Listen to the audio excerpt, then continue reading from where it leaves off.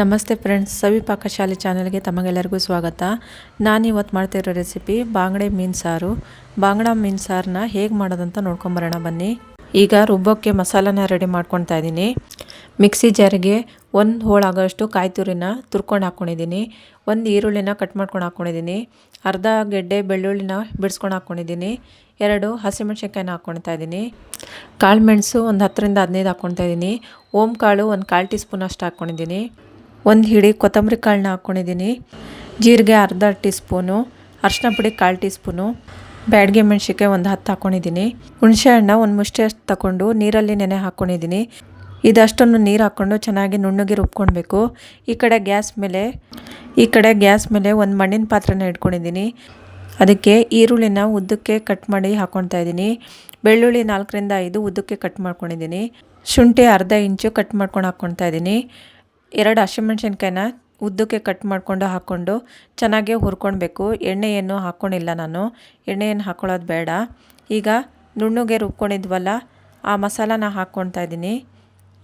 ಮಸಾಲಾನ ಹಾಕಿಬಿಟ್ಟು ಒಂದ್ಸತಿ ಚೆನ್ನಾಗಿ ಕಲಿಸ್ಕೊಳ್ಬೇಕು. ನಂತರ ಮಿಕ್ಸಿ ಜಾರ್ ತೊಳೆದಿರೋಂಥ ನೀರನ್ನ ಹಾಕ್ಕೊಳ್ತಾ ಇದ್ದೀನಿ. ಜಾಸ್ತಿ ನೀರು ಹಾಕ್ಕೊಳ್ಳೋಕೆ ಹೋಗಬೇಡಿ. ನೀರು ಜಾಸ್ತಿ ಆದರೆ ತೆಳುವಾದರೆ ಸಾರು ರುಚಿಯಾಗಿರಲ್ಲ. ಮೀಡಿಯಮ್ ಆಗಿದ್ದರೆ ಸಾಕಾಗುತ್ತೆ.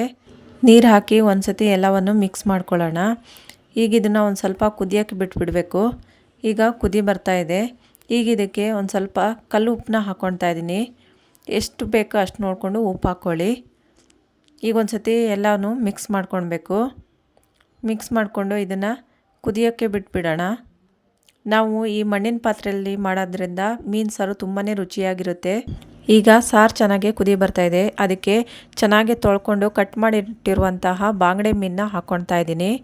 ಎಲ್ಲ ಮೀನುಗಳನ್ನು ಒಂದೊಂದಾಗಿ ಹಾಕ್ಕೊಳ್ಬೇಕು.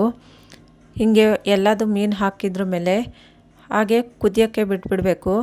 ಹುಟ್ಟು ಹಾಕೋಕ್ಕೆ ಹೋಗಬೇಡಿ, ಕಲ್ಸೋಕ್ಕೆ ಹೋಗಬಾರ್ದು. ಕಲಸಿದ್ರೆ ಮೀನೆಲ್ಲ ಪುಡಿ ಪುಡಿಯಾಗಿ ಹೋಗುತ್ತೆ.